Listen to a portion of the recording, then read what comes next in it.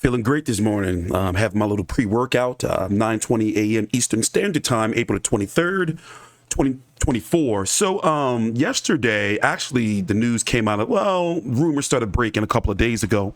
But yesterday, it was announced that it's going to be official tomorrow on Wednesday, the 24th, in New York. They're having a press conference.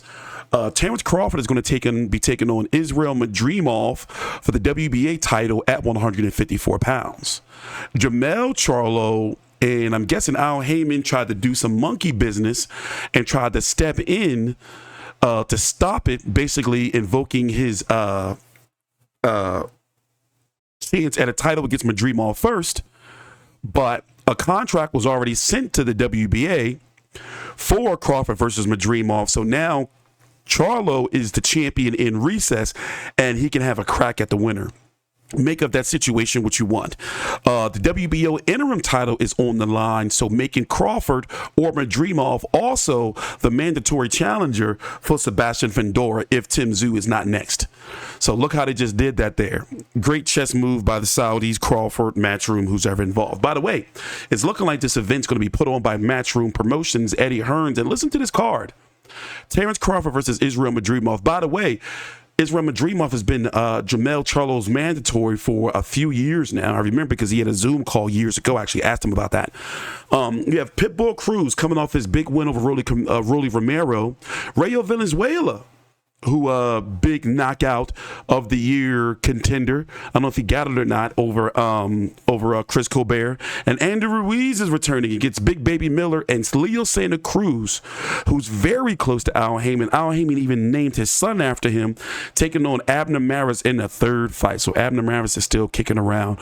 Great card, a little weird with Abner Maris versus Leo Santa Cruz 3, but overall I'm loving it. And it's going to be a MATCHROOM event in LA on August the 3rd. Reporting here by big man Salvador Rodriguez over at ESPN. Good source to follow on Twitter. And by the way, for boxing news. So where do we begin? The WBO. Why is this taking so long to open? Let's see. Here is what the WBO sent out to Mr. Samson Lukovitz. Whether Sebastian Fendor's injury and recovery time warrants and justifies declaring the WBO junior middleweight championship vacant, having considered the circumstances and particularities of the instant case, we respond to the negative and explain accordingly. On March 30th, Sebastian Fendor won the WBO junior middleweight championship, defeating Tim Tszyu via split decision in Vegas. After conclusion of Tszyu Fendor, reports confirmed that Fendor had suffered a nose injury that would require medical attention and significant recovery time prior to returning to active competition. In support of the foregoing, the Nevada State Athletic Commission issued a suspension on the reference fighter until September 2024. And all that means is Fendor can't fight in Vegas. According to this committee, issued a medical interim certification notice letter to Team Fendor requesting a detailed medical report pertaining to the alleged injury and prognosis, including a time frame whereby Fendor would be medically cleared, available, ready, willing, and able to defend his WBO junior middleweight title. On April the 11th, 2024, Tom Brown, on behalf of TGB Promotions, that is the number one promoter that Al Heyman uses for all of his fights, submitted an email via the WBO, a medical certification in compliance with the order. Although the findings of the medical report are confidential, it was confirmed that Fendor would be unable to train until approximately September of 2024. Okay, so medical paperwork was submitted, and Fendor can't do anything. His nose is really busted up. Therefore, having this committee reviewed the facts mentioned herein, having considered the circumstances in the instant case, and having examined the WBO regulations of the World Championship contest there, blah, blah, blah, enforcing, and having the authority conferred, hold on, let's get to the good part. Oh, this is long. Oh, man, I'm going to read all this shit. Well, anyway, hold on. All right, reading Rainbow.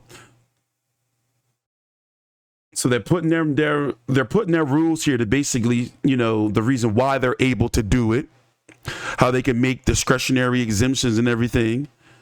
So what is the resolution here? Let's get to the resolution. Decision. Having carefully reviewed and appraised the facts and particularities, can't say that word, damn it. Stated herein, having reviewed the, okay, number one, the WBO Championship Committee hereby rules as following.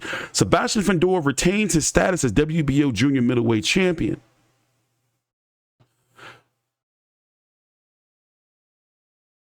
Okay, the World Boxing Organization does not recognize secondary title holders or other similar designations, regular champion in recess, etc., but only one legitimate world champion per division. Okay, Sebastian Fendor must defend his WBO junior middleweight title against the WBO interim champion no later than December the 31st, 2024. Failure to comply with this condition will result in the WBO junior middleweight championship being declared vacant.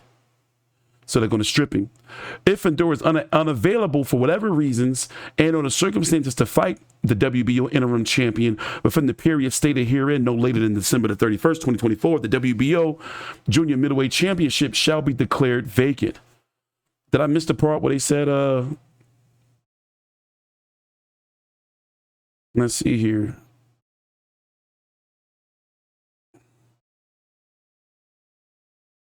Well, they're allowing Terence Crawford to fight Israil Madrimov for the WBO interim, but does it say it here? I don't think it says it in this one. Well, that's the news that came out. That's the news that's come out. And this is the Saudis, Turki Al-Sheikh, making his debut here in the States through Matchroom in LA on August the 3rd. So you got the perfect mixture here. You got the Mexicans, Leo Santa Cruz and Abner Maris. You got Olmec head, Olmec statue head, Isaac Cruz, no disrespect. You got Rayo, Andy Ruiz, headlined by Terence Crawford. You got the Mexicans. That's a lot of pure Mexican blood up there. So it's in LA, so I'm thinking this thing gonna sell out, and then it's opening up with a banker with Leo Santa Cruz versus Abner Maris. It's gonna be fun because they're long in the tooth. By the way, Leo Santa Cruz, how old are you, Leo Santa Cruz? He's got to be like 35 now. He hasn't fought by the time he steps into the ring in over 2 years. 35, yeah. Abner Maris' last fight was a draw. I remember that. Here. Darn it, I was about to take my pre-workout. Hold on, let me drink my protein shake first. Hold on. All right, we're back. Abner Maris is 38 years old. I didn't know he was that old, but yeah, they've been around for a long time. Israil Mardrimov, he is a style I can say Crawford hasn't probably seen since Victor Postol, but I think Madrimov is better than prime Victor Postol, and some may say Kavalauskas, and no, not because they're Eastern Europeans. I'm just saying like the style. Spence was supposed to be a technician, but he got the truth beat out of him. Spence the myth. Earl the myth Spence. That sounds stupid. But this is a very good, interesting fight. Young and in his prime.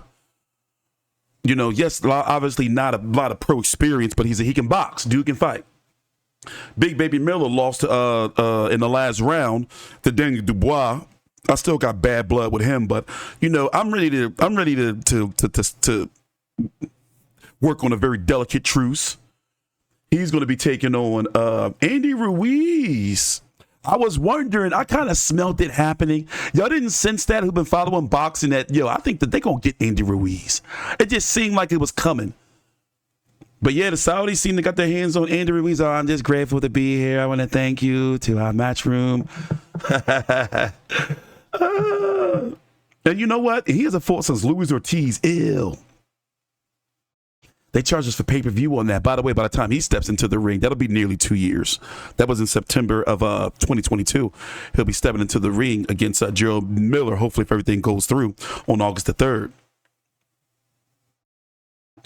You got Isaac Pitbull Cruz. Now, this is a fun fight. I like this fight right here.